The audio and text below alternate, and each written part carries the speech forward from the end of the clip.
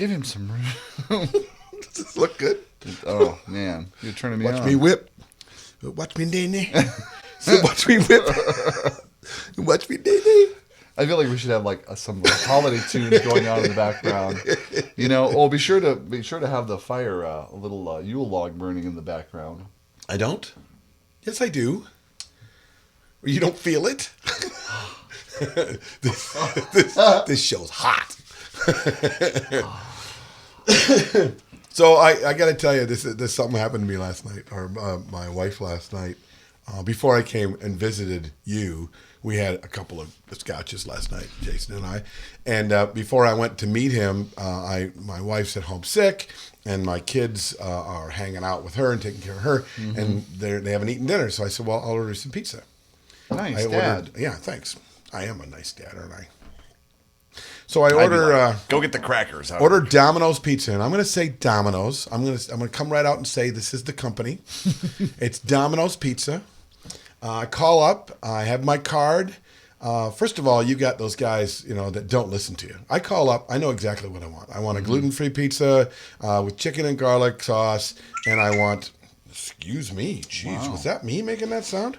Yeah. Excuse me.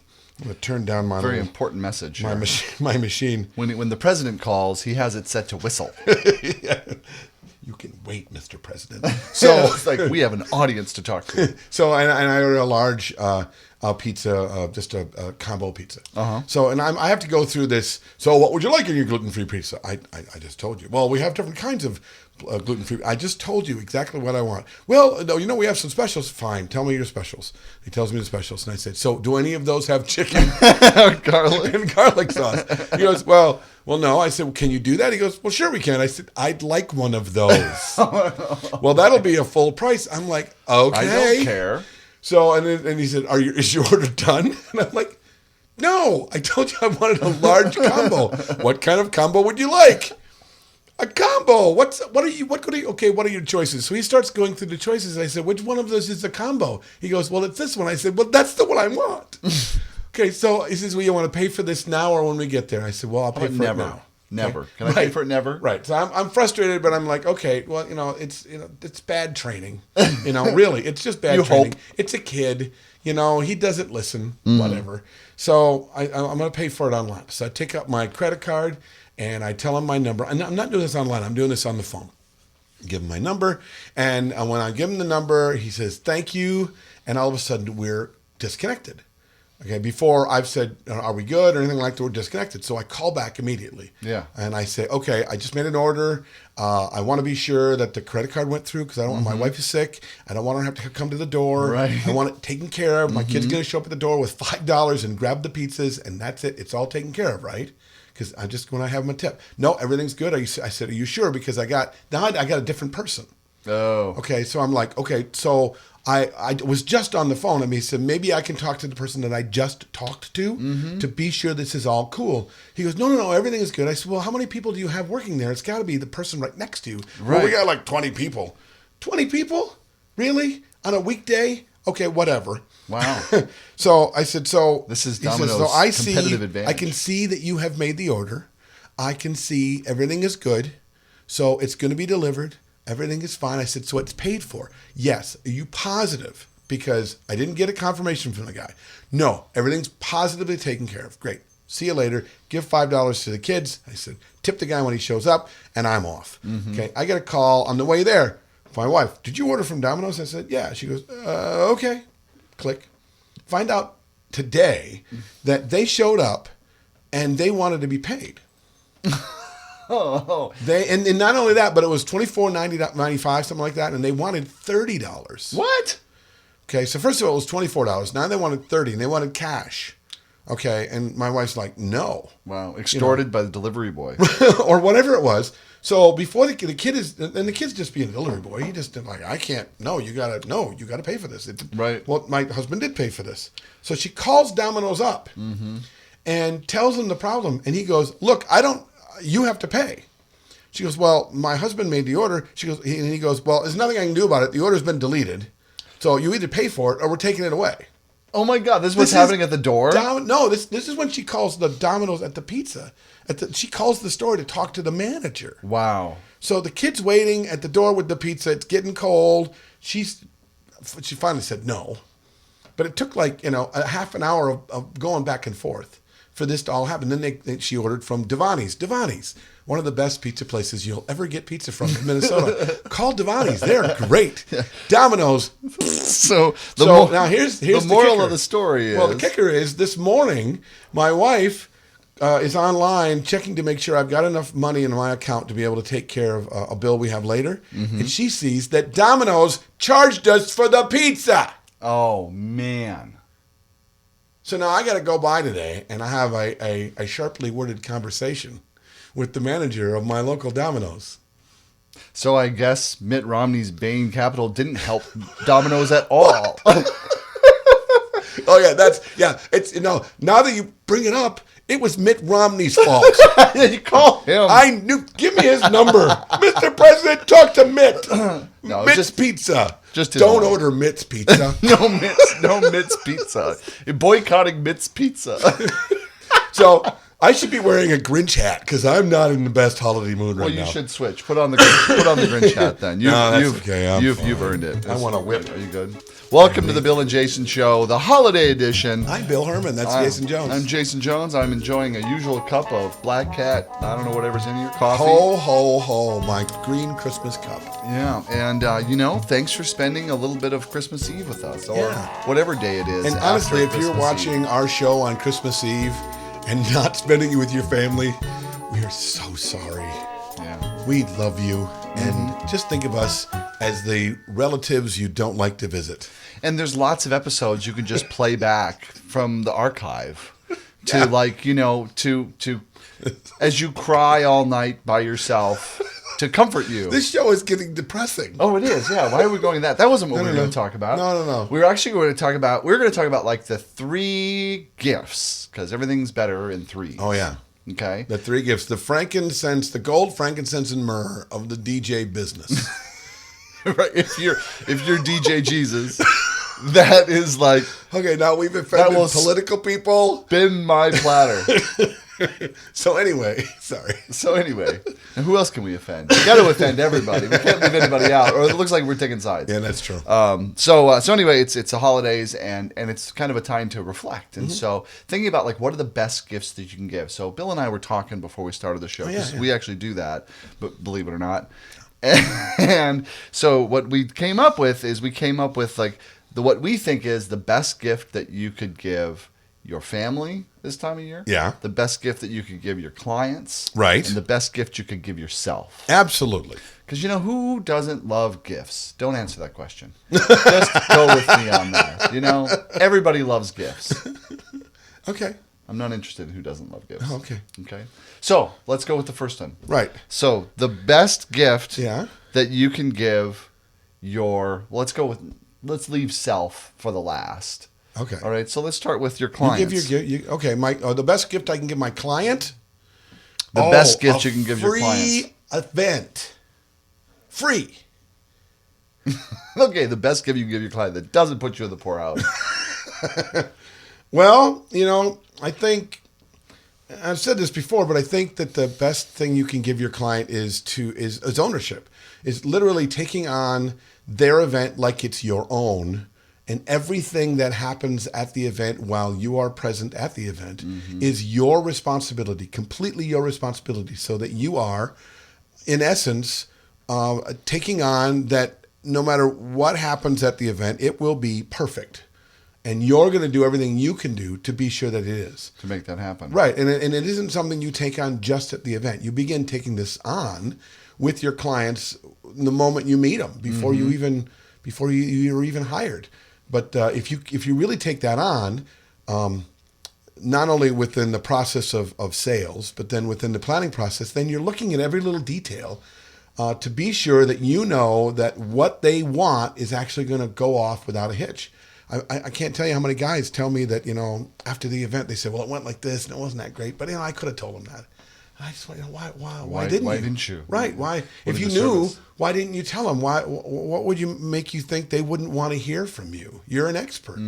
And you've seen more events, and as a performer that you can affect every little moment of the event, even the catering, even the bar, even the decorations, how you are and what you do and how you say things and what you play affects everything else.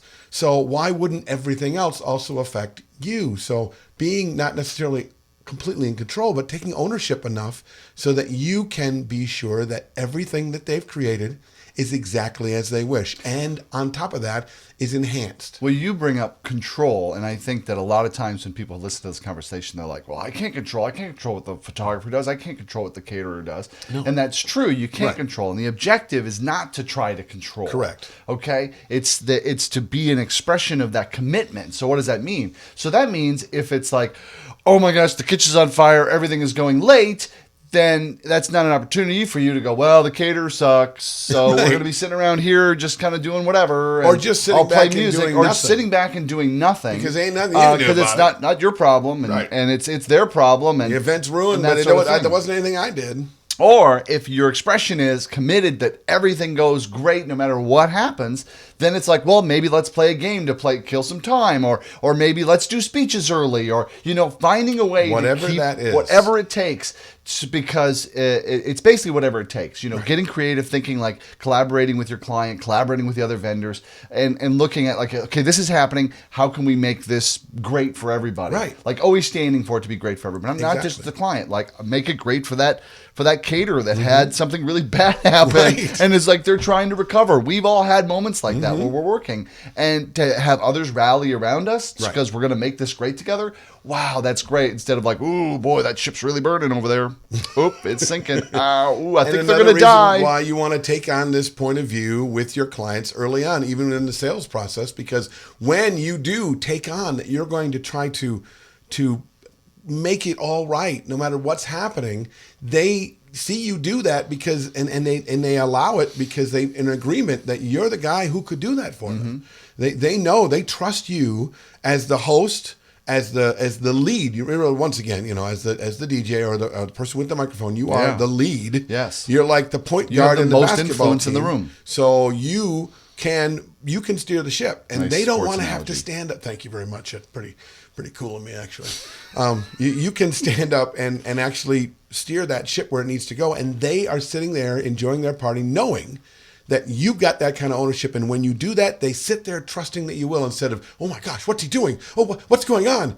You got that from a client that you didn't talk to someone that you didn't create agreement with, that you didn't create that kind of trust and bond with, that they knew that you cared about their event as much or more than they do, and the outcome being amazing. And that's what I call ownership. Well, and you're right. So you're right then. A free event is like the best gift that you can give them, because they're free of worry, they're free of fear, they're free of all of these things. They're free of having to figure out what's going to happen next, or why is there a lull, or what should we do. They don't want clients don't want to be thinking about that. They want to enjoy it. They want somebody else to handle that, and that can be you, and that has tremendous value. So we're talking about Christmas gifts. What about your family? What's the best thing you can get your family? I know for me, it's Star Wars tickets. Yeah. That probably trumps my idea. Or video games. Anything to get them out of your room and into concert their room. tickets to NSYNC, or not NSYNC. Listen to me. No, the version of NSYNC now, the One Direction. Oh, the girls my daughters love. Harry, Niall. Niall or Niles? I think it's Niall. I don't know. They're just young, hairy children that sing. They're hairy? I don't know. Okay, this is getting weird. So what I was thinking was not a little less on the material end of things, although experiences are great, and experiences are the most valuable things on earth. Even though they're ephemeral, it's still like it has something that you remember forever. Something a thingy dingy you can like toss away. So presence. Not presence as in here's a box, but like your presence, being completely present with your family. They don't just have your body in the room and your brain somewhere else, or your nose in your phone, but you're like actually like in their world, like listening for like what's important to them, what they're thinking about, no matter how boring or uninteresting or exciting or whatever, like really getting into that. And, absolutely. And if you like really give that, even if it's just for one day, for one holiday, and just get into that with everybody that's there, you will be amazed at like the experience. You'll experience them in a way that you never have. Well, and then they'll experience you in a way that that they never have, or they don't often. It's very difficult in today's world to put away, the distractions of the world. There's so many more distractions now, and more of them are invented every single day, and most of them are coming electronically, whether it's for your phone or your computer or your iPad. But just those things on top of the world's distractions. And I mean, when you heard our parents talked about it back when we didn't have all these things, where, something, turn the television off, put your book away, let's go for a walk. You go for a walk with your old man, and it's nothing but you and him. You can't really do anything except for now really be with or be angry about being with. And that's tough to do anyway. And so all of my best memories were, my dad saying, something, put that down, let's go for a walk. Where all the distractions were gone, and we were able to actually really be present with each other for a 10-minute walk or an hour-long walk or whatever that is. And and in today's world, if it's just the electronics, if it's just the phones and iPads and computers and televisions that go off for 10, 15 minutes, a new world opens up to you. And you're right. I think that kind of true presence in the moment with your family is a gift that you can give every day, and I think we should. Absolutely. So when Grandma asks you after you're doing this, "Are you taking drugs?" Just practice laughing and say no. No, Grandma. What's going on in your world? Buzz off. Well, I just used to say, "I'm not taking as many as you, Grandma." Right. I've seen your medicine cabinet. Right, exactly. It's like you got a whole pharmacy in there. You could pad your retirement. So now anyway. Presents. We're down to the next third present. the The next third thing. gift would be for us, for yourself. Exactly. What do you what give can you? you give yourself? So what would be the greatest thing to give yourself? Oh, my goodness. Other than a long vacation on a beach in Jamaica or the Dominican Republic. Okay, now I'm rethinking what I was going to say. I probably would say, and we talk about this all the time, but it's giving yourself the gift of knowledge, of training, of a reinvestment in who you are, and to see yourself grow, whether it be as a performer or as a person or as a bicyclist or whatever that is for you that you want to see grow. So often, we're so busy, investing in the people that we care about. We'll take care of our children's education. We'll make sure that our wife is taken care of. We'll take care of our friends and our clients, and we'll invest our time and our energy and our money and all of those things. And then at the end of the day, what have we done for us? When was the last time we invested in our health or in our soul? Much less if you're as a performer, as an actor, I try to regularly have some sort of a class or training that I'm doing all the time, because I really want to see that regular growth within myself as a performer. Plus, that really feeds my soul. Well, any entrepreneur that gets off the learning curve is curving downward. Yeah. Especially now with the way that everything changes. And I really, it's like one of the things when I think about because you've got the entertainment experience and there's a lot of other great professionals that have a lot of really terrific workshops. Absolutely. And, we hear a lot about, even on boards and things kind of like, the benefits and all of the intangible and tangible benefits that come from it and things like that. And I say, scrap all that. Scrap the benefits. Yeah. Ignore all that. None of that matters. Instead, don't do it for any of those reasons. Do it to see what your experience of life is on the other side. Yeah. After you go through that training and you have a little bit more experience, or you experience something new, or you learn something new to implement, then what are you able to do after that? How are you operating in the world after that? What opportunity? Are you more lit up? Are you more excited? Do you have something really hot to bring out to the market? How does the world speak to you? How are you different in the world? Yeah. How are you different for yourself, for your friends, for your wife? for your family, for your clients? Just how are you now different in some way, even in a small way? Because it allows being in training. I mean, think about all the training that you've done. Yeah. Hasn't every single thing you've done altered you in some way? Absolutely. Changed you, given you a new perspective, shifted the world. Like the world suddenly looks a little bit different after every single one. And that's not something that's not something you can list in a list of benefits. It is something that people don't take a time enough to kind of look for, though. It's like I've done it now. Instead of I've done it now. So how is it doing? How does it feel? Starting to look at the world through those new eyes, through those new ears, with that new gear, whatever that is. Look at the world now and compare it to what it was. Not compare. I don't like to compare, but you know what I'm saying. Yes. Yeah. Oh my goodness! And there you go. Oh. So, what are your 3 gifts? What's your gold, frankincense, and myrrh for you or for the DJ industry? We'd love to know. Go to the comments below, or go to our Facebook page if you haven't liked it. If you haven't gone to Twitter, please do that. We'd love to know about. Tweet at us. We like being tweeted at. And have yourself a happy holiday, a Merry Christmas, a Happy Hanukkah, a good old Kwanzaa. Whatever that is for you, enjoy it. Thank you for being a part of the Bill and Jason Show. And we'll talk to you next week when it's all about getting drunk. I mean, New Year's Eve. Oh, whatever that is. Broadcasting from high atop planet Earth at a rate of 96 kilobytes sampled per second over the interweb in an effort to stop glorifying being busy. This has been an Entertainment Experience production.